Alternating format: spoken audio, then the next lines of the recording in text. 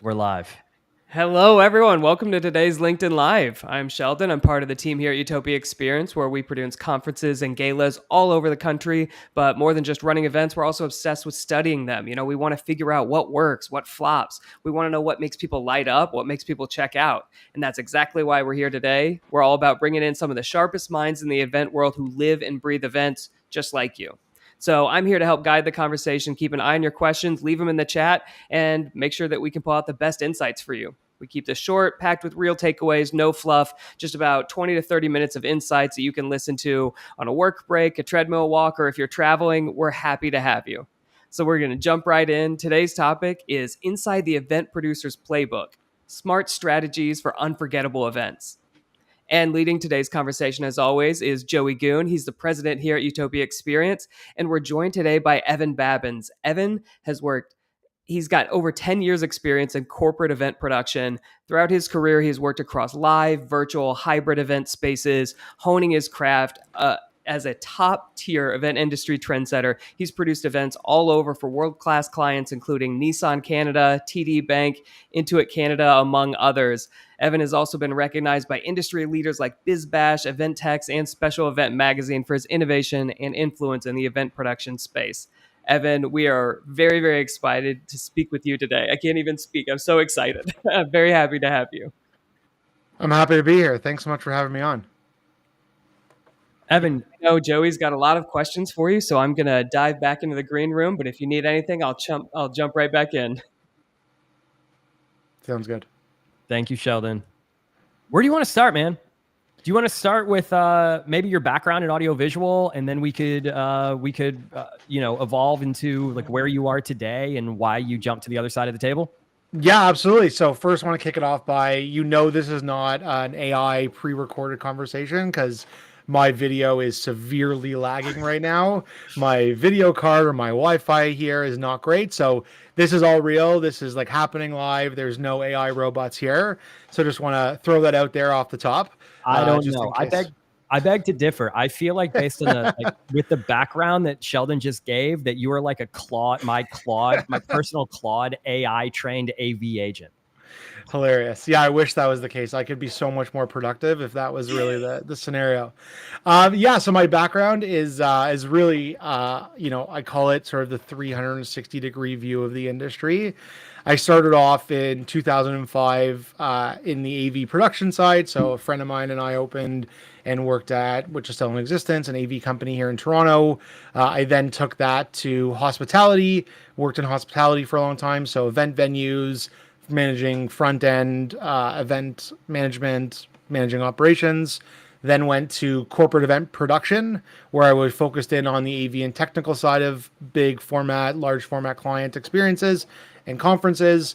And then since 2019, I've been back and forth between the in-house planning side and agency side. And currently I'm at Scotiabank, where I produce all of the print branding, swag, and gifting for all of our events across the world for our events team inside of Lighthouse Studios. That's awesome.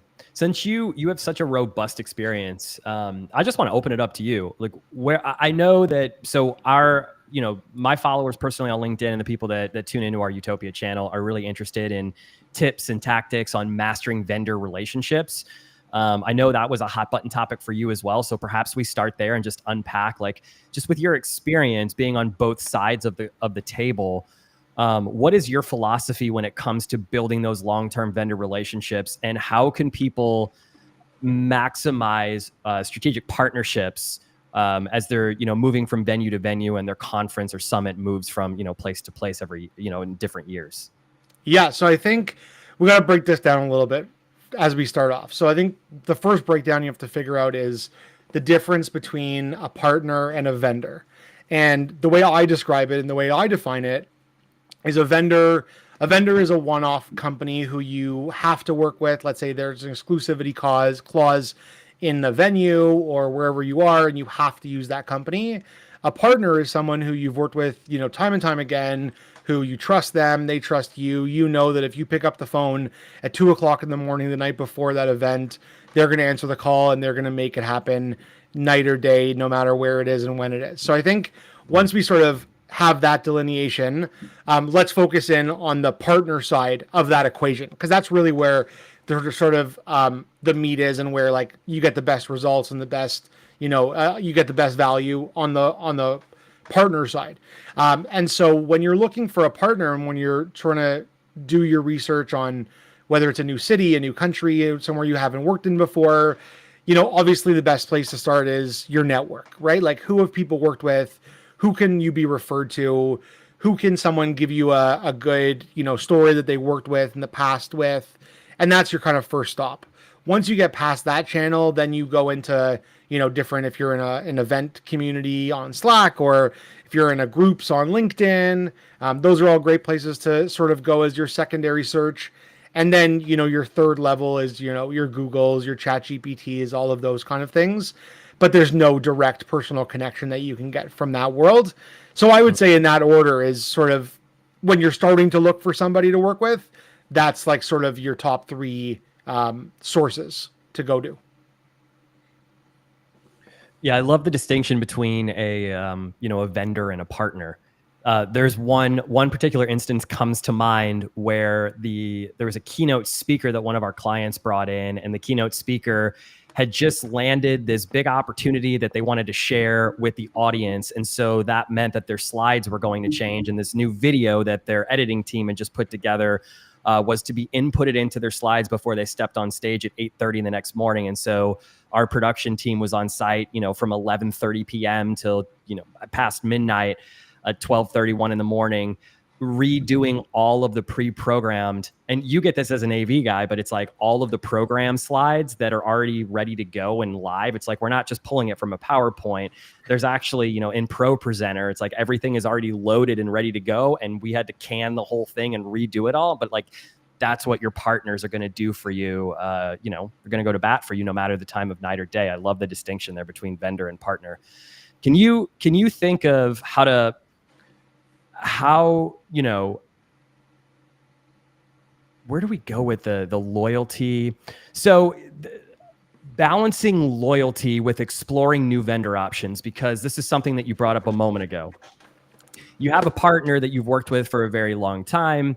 For you, when you go to a venue, let's say, for instance, there's an in-house clause where they require you to use internet or a certain, spend on audio visual. How do you navigate those conversations when you're loyal to a partner, but the venue is strong arming you or handcuffing you in certain respects? So it's twofold. The first fold is, how much do you want to push the envelope? How much do you want to, play in the gray area of those two worlds? Because it's a reality. It's so many venues now have these exclusivity clauses that we're sort of, chained to, for lack of a better word. And, we need to use it. Or if you want to bring somebody in, that's like 20, 25, 30% markup on costs and on fees. And so I think the best way of doing it is being honest with your partners and being like, listen, I want to use you guys, I want to use you guys. This is the reality. We're at this venue where we have this clause. So if we want to come in and pay that, markup or that landmark fee, then you need to find that money for my budget. And if they can find that for you and you can do it, then, rock and roll. But if you can't do that, if they can't find that 20, 25, whatever it is percentage, then it's just about being honest and transparent. And I think good partners understand that. Good partners have your back regardless. So I think a good partner would say, look, I get it. It makes sense. I wish I could help you. If something happens and you need me in the last minute, I'm here for you and I'm ready to jump in. But I think at the end of the day, like, we get this a lot on our side, is like, we want to use different vendors. We want to use new vendors. We want to, open up the playing field to RFP new people and do new stuff. But we're limited based on the venue we're at that has the exclusivity contracts for whether it's branding, whether it's printing, whether it's AV, whether it's, catering, like all these different pieces makes a producer, an event producer's job that much harder, that sometimes you don't know these companies, you've never worked with them, you don't know what you're going to get out of them. Where your partners, you have that relationship, you've built that over time, You know exactly what you're getting. You know you're getting preferred, pricing and preferred treatment. And it sucks sometimes that you just can't use them. Yeah. Yeah, it's a great point. And it's also, bringing in whomever your event planner is from the outset. And maybe you're negotiating with half a dozen different venues and you're saying, listen, this venue over here is willing to waive the exclusive whatever on branding and printing, printed signage. If you're willing to make that concession, we'll move forward with you. But if not, we're going to go with this other relationship, and it's just being willing to walk away if they're not open to making that concession. I think I would just add that on the top is, if you're putting all of your eggs in one basket and there's only one venue that you're negotiating with, well, there's only so many concessions that, or so many times you can ask. And if they say no, well, at that point you're kind of, your hands are tied. Your hands are tied, or you're up shit's creek. So yeah, keep your options open. And I think exactly. I don't know what the landscape is for venues in up in Canada, but here in America, you've got the tier 1 cities that can do 5,000 to 10,000 in convention centers, but those are very few and far between, right? If you once you have a conference that's in that bracket, you're very limited in the amount of the number of venues across America that can accept your event. So at that point, you're kind of beholden to what's available. Unfortunately, what's the landscape like up there? Yeah, it's the same vibe up here. You've got your big cities. You've got your Toronto, your Montreal, your Vancouvers, which can do those big numbers in the convention centers, and then you have your tier 2 cities. You've got your Edmonton, Calgary, Winnipeg, Halifax. So we have those same levels, not to the same degree, I would say, as the States. Most recently I was in the convention center in San Antonio, and it just blew my mind how massive it was, how large the space was, and it was just nothing we have here. So obviously the level and the spectrum is way different in the US. It's way bigger, obviously, but we have the same kind of idea up here too. Yeah, and you mentioned a minute ago, if you want to stay loyal to those partners, how can they help you find money? And I think one interesting and creative way to do that is, can you package additional ROI into sponsorship? So I'm curious, what's the most creative sponsorship that you've ever seen, and where do you feel event pros get this right and get it wrong? So I actually love this idea, and not many people do it. And obviously it comes with a lot of, potentially red tape and approvals and everything. But the best sponsorship opportunity I saw was, I had a booth for one of the companies I was working for. One of our clients had a booth at a big trade show. It was 5,000 people. There was events before the show started. There was events every night. There was stuff during the day. And the show worked with the host hotel, which had everyone staying in the hotel. And there was a sponsorship opportunity on the hotel keys. And so one side of the hotel key was the sponsor's creative and the sponsor messaging. The other side was the hotel's, standard creative and standard kind of markup and everything. And it was this is amazing. People, how many times do you grab your hotel card, grab your hotel key, all when you're on site, when you're at a hotel? It's such a great opportunity. I love going outside the convention center for sponsorships. If you can tap into, in these hotels, especially the big ones, if you can tap into the digital signage, within the TV in every guest room, that's a massive piece. Obviously, that's huge. Everyone's turning that TV on at least one time while they're at the hotel. So I love those, those non-traditional, obviously your venue branding, you want to go a little bit crazier, you do your digital out of home in the city that you're in the event city. You can do billboards and moving signage and that kind of stuff, trucks and all that kind of stuff, which is cool and great and different. But I love the non-event specific sponsorship opportunities that make huge impact, where it's not necessarily big budget, big dollars. The hotel one, I don't think they spent that much money on getting the creative on the hotel keys. But the kicker was, and I spoke to the person who ran that event, that wasn't in their sponsorship prospectus. The company who did that asked if they could do it. And then the event went back to the hotel and they had to work back and forth. But that to me is like that outside the box thinking, that doing things that you're one of one versus one of many. That's how you have the biggest impact. Yeah, I love that. You get a kick out of this one too, man. We recently had a show where we had a sponsor who sponsored massages for attendees. I love that.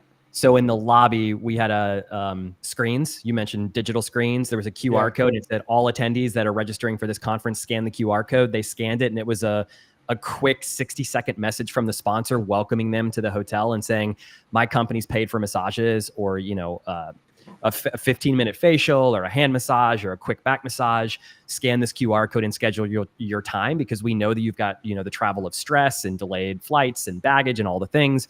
We want you to decompress before you connect with us later tonight at the welcome reception. So I love it. I love that stuff. It. Yeah. I love the creativity too of the hotel cards of like, how do we think outside the box and do something different? That's just it's get out of the rinse and repeat of just printing people's logos on a program that ends up in the trash. Yeah. Maybe just one more quick example of this. And this is like done really well. I mean, I'll drop the name of the company because I think everybody knows them and everyone uses them. For Cvent Connect, when they do that event every year, traditionally has been in San Antonio.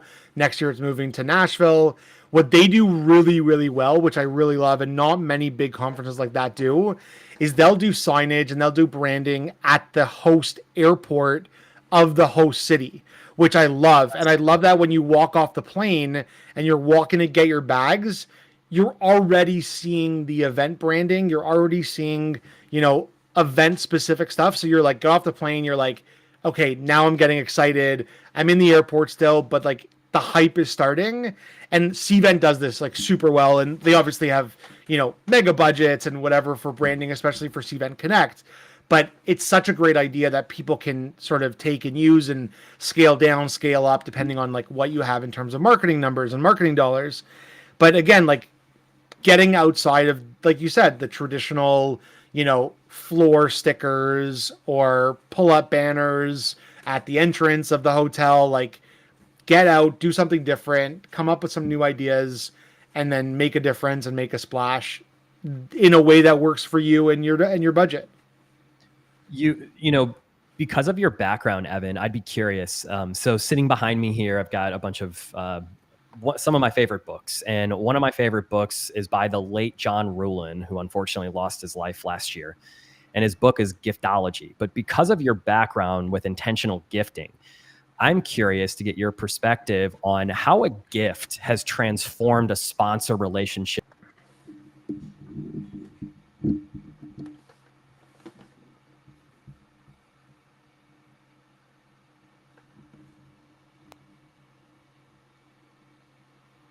Where'd I cut out?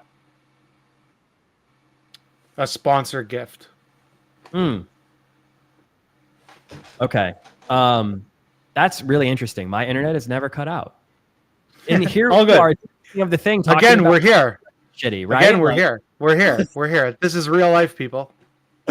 So yes, I'm just based on your background with now, being a giftologist of sorts, where have you leveraged a gift to double down on a relationship? And what was the gift? So first of all, I love the term giftologist. I'm definitely stealing that. That's going to be on my LinkedIn headline now moving forward from tomorrow. So thank you very much for that. So gifting is tricky sometimes. Gifting, there's like these two kind of opposite thinking and schools of thought with gifting these days. Some people are like, why are we doing gifting? It's a waste of money. It's a waste of product. Let's be more sustainable and let's not do it. But then other people like me love gifting. And I'm like the sample king of Canada. I have samples of everything from vendors and partners. And like, I'm that guy that like, I wear, samples and I love that. And that's the world I live in. And so I think it's a really great opportunity that's not done often. And I think if you can find products that hit the mark, that your clients want, that will be used and you can put your logo on it in a tasteful way, that's a winner, right? Like, we don't want the pens anymore. We don't want the water bottles. Everybody has, 400 Yeti water bottles that sit in a closet and collect dust. But it's about finding things that resonate with either your brand, the event. I like to do a lot of times when we're doing events, in different cities, finding things that are locally sourced or local companies that you can leverage to boost, local economies, especially in smaller cities. So that's obviously super huge and super helpful. And these people appreciate it like no tomorrow. But I think it's about finding those, sometimes they're diamonds in the rough a little bit that people will use for years and years and won't go in the garbage. Because if it's going in the garbage, what's the point in spending money on it? That's just going to end up, in the trash, right? So, there's a super, I always talk about this because people ask me all the time, like, what's like the best piece of swag you've gotten in the last couple of years? And every show that I go to, I have this like little toolkit that I bring with me that I got like 3 or 4 years ago at a conference. That is like everything I need. It's like got a screwdriver, it's got Allen keys, it's got, scissors, it's got all these things like that's so helpful when you need it. Because when I don't bring it is when I need something that's in it. And when I do bring it, I'm clear, right? So I always keep it in my travel bag with me. But it's things like that. It's like things that, how many wireless chargers do we need in our life? Like, I probably have 12 of them at any given time, right? Like, and so it's like about finding those pieces that can be branded tastefully. I love the tone on tone style of branding where the logos are way more subtle. They're not in your face. They're not loud and obnoxious, but that still that they're there. And so that to me is like the model for success in terms of gifting. I love that. I wanted to share an anecdote from my own personal experience with gifting. Is to think beyond the hotel. Just my perspective, think beyond the hotel and beyond the actual event itself. Like, we had a keynote speaker that I wanted to build a relationship with, and he had told a story about how he always wanted a Ferrari, and he got this poster of a Ferrari when he was a little kid, and his mom told him he would never own that car. And when he sold his business, he had like 17 principles on the back of that poster of the Ferrari. And when he checked off the 17th one, which was donate X number of dollars, millions of dollars to charity, he was going to finally buy himself that Ferrari. And so he did. And so for him, it wasn't a token or a trophy. It was more of, I became the person who I never thought that I would be, and I was capable of it. And here's the thing in my driveway now to showcase that or underscore it. And so I had a friend who had a luxury car detailing business that was 50 miles away from where the Ferrari was parked. And I had the Ferrari detailed of this CEO that I wanted to build a mentor relationship with. Amazing. And so I think about, how do you create those experiences even beyond, and it cost me, you think it would have cost thousands of dollars. It cost me a couple $100 because he wanted to detail the Ferrari of the CEO of this Fortune company. So I love gifting, and I love the idea too of like, don't do something that's a throwaway, do something that's really meaningful. And if you could go even deeper than that and figure out what motivates that person or what matters to them, and gosh, it's so powerful. Yeah, 100%. I love that. Speaking of standing out and scaling up on the trade show side of things, is that so? Your events that you're running for Scotia, are they trade shows like expos, or like what's the makeup of those events that you guys are producing? Yeah, so we do everything across the board. We have booths at trade shows and industry shows. We do internally facing events. We do client facing events. We really do run the gamut. So yeah, a big part of our event strategy is circled around, trade shows where we're on the booth side of the trade show floor. How do you measure? Well, before we go into metrics and KPIs, just out of curiosity, coolest thing that you've seen, since we talked about coolest sponsorship, coolest thing that you've seen as part of a trade show activation? The coolest thing I've seen at a trade show activation. Once, like right before COVID, I was at a show here up in Toronto, and one of the companies exhibiting is like this hologram company that they can beam people from like a content studio in Toronto or in LA onto any stage around the world.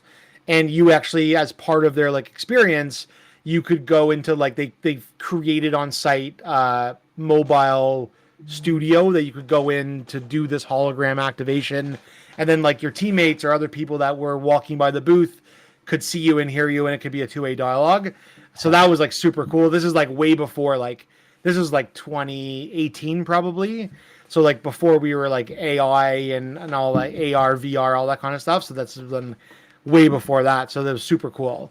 Yeah, I would say that's like still the coolest activation I've seen at a booth to this day. Is that David Nussbaum's company? The company is called ARHT Media. Okay, gotcha. Yeah. Gotcha. So on the KPI and metrics side of tracking, how are you on the trade show side and the sponsorship side? How are you tracking metrics? Like, how can you tell if this is this aligns with the goals and the messaging, and like, how are you delivering back to sponsors and people that are exhibiting saying like, hey, the ROI was here and here's the proof? So I think it's like twofold. Like if you're hosting the show, I think it's about like, lead retrieval and how many leads you can deliver to your sponsors. That's in the form of, attendance and population of the show and all that stuff that you can guarantee based on your registration numbers and everything else. If you're on the exhibitor side, when you're in a booth, I think it's about what are you doing? And this is like a hot take that I always talk about. The actual show is the most meaningless part of your activities as a sponsor. The most important part is your pre and post content and what you're doing before and after the show. So before the show, it's like, what are you doing to get people to come to your booth, to know where you are, to know what you're doing, to know what's happening? Are you doing an event the night before? Are you doing a hosting? Like, are you hosting at a bar or a restaurant or somewhere beforehand? And then after the show, what are you doing to take those relationships that you've made on site at the show floor and convert those into opportunities and at the end of the day into business? And I always tell people whenever they ask, you should never be selling on a trade show floor. That's not the point of being on the trade show floor. Nobody is coming to buy. And many people disagree with me on this. What people are coming to the show to do is to create relationships and to create connection. Nobody's like, if I'm walking around on a show that's got 3,000 booths, there's no possible way I'm doing business on that show floor. There's too many people. There are too many conversations that are going to be happening. It's just not happening. What I'm doing there is I'm creating relationships. I'm building on relationships that I've created before the show started. I've met people, maybe it's on LinkedIn. I've talked to people or by email. I'm seeing them then on the show in person, where maybe I haven't met them in person yet. We're like honing in on that relationship. And then it's my job as an exhibitor after the show to take all the leads that I collected on the show floor, give that to my sales team or whatever you're doing with those leads. And then it's their job to turn those into opportunities and then into sales, obviously. And so that's like a huge piece that not many people talk about, is so many people are like, you got to go to the show. You got to sell on the show. It's all about doing business at the show. Like, I'm going to name drop one more time because I know he'll be okay with it. But like Julius Solaris always talks about trade shows are for business and they're business opportunities. And it's if without business, without metrics, trade, events or parties. And I agree with him to a certain extent. But what I don't agree on is you're not doing transactional business in a trade show booth. Because if you are, you're not doing it properly because you don't have time to think about it and review and negotiate and whatever else. And so trade shows and show floors are for connection and for networking and for building out those relationships. After the show is done, that's where you kick into your business focused mentality. That's really powerful. It's really powerful. The importance of relationships can't be overstated. No, that's what our business is based on. Our industry is based on relationships. Where do you feel the industry's headed? So I love where the industry is going. As someone who's been doing this professionally since 2013 at this point, 2012 even, there's never been a better time in events in that we're in now. We're in this like post-COVID boom, back to normal. whatever that means in your own description. But it's like events are popping. We're seeing attendance rates through the roof. We're seeing, let's put politics aside for a moment between Canada and the US, but there's so many opportunities out there for the events industry right now that people are just jumping on it. There's so many new people in the industry since, COVID, that it's breathing new life into the industry, where we're targeting new kind of demographics in the Gen Z, or the younger generation, the late teens, early 20s demographic. That's your most popular attendance at trade shows these days. So it's a new way of thinking. It's a new way of looking at events. I love it. I'm so excited for where the industry is. A lot of people come to me and they're like, what do you think about, is AI going to take my job? Is AI taking over? And like, AI will never take over an event producer's job. You can use AI to help do your job better and to be ahead of your competition. But an AI model will never be able to plan.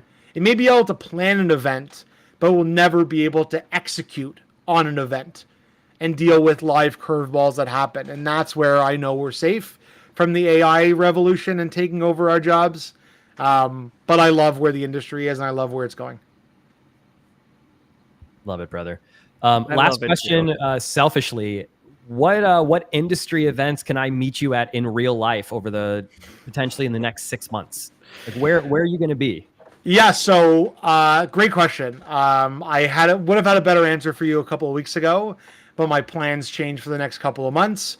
I will be hopefully 2026 at IMEX, hopefully Event Tech Live 2026, potentially Connect Marketplace, and anything in Toronto. So in Canada, we have 3 major events, I would say, in the West Coast. So Alberta focused, BC, we have Go West Live. I'm hoping to get out there in early 2026, which is February. And then Canadian special events, CSC Live is in May in Toronto. I'm there every year. And Canadian Meetings and Events Expo, which happened last week, happens in August every year. I'm always at that one in Toronto. So regardless, I'm at those 2, but I'm hoping to get out to the States for a couple of more in 2026. Nice. Well, the ones where you come to the States, make sure that you connect with me, because I'd love to meet up with you and meet you in person. Absolutely. I just wanted to offer huge gratitude to you, as you are like right up there with Julia Solaris as one of the biggest influencers in the events game. Particularly, I know in Canada, you're a huge mover and shaker and a connector and someone who's consistently pushing our industry forwards. This is a feather in the cap for me to host you on the LinkedIn Live. I just wanted to say this was a privilege, Evan, and I'm grateful for you. Goes both ways. I appreciate the time. I appreciate the opportunity. Always happy to chat with great people about events.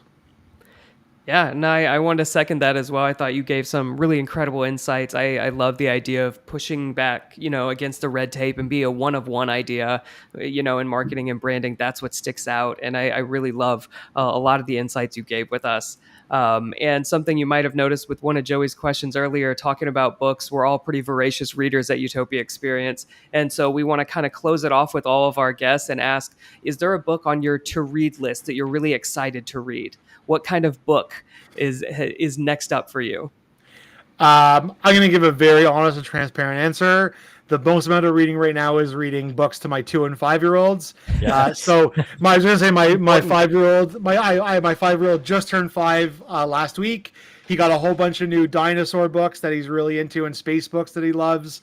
So I'm really excited to read him those and keep going with the kid stuff. But not much of a voracious reader myself, but I'm always there to read the kids stuff before bed or on the weekends and that kind of stuff. So that's where my reading states at this point. Hey, just as important. Yeah. This is my 2-year-old. Yeah. I resonate. I'm reading all those books too, man. Yeah, exactly. But again, yeah, Evan, thank you so much for being here today. And for those of you watching right now or catching this back later on while you're on your checking out the replay, thank you all so much for listening, and we'll join you next time on our LinkedIn Live. If you're not following Evan, you're missing out. Yes, we'll put his link in here in the LinkedIn, the Facebook, and our YouTube so that you can find him. I appreciate that.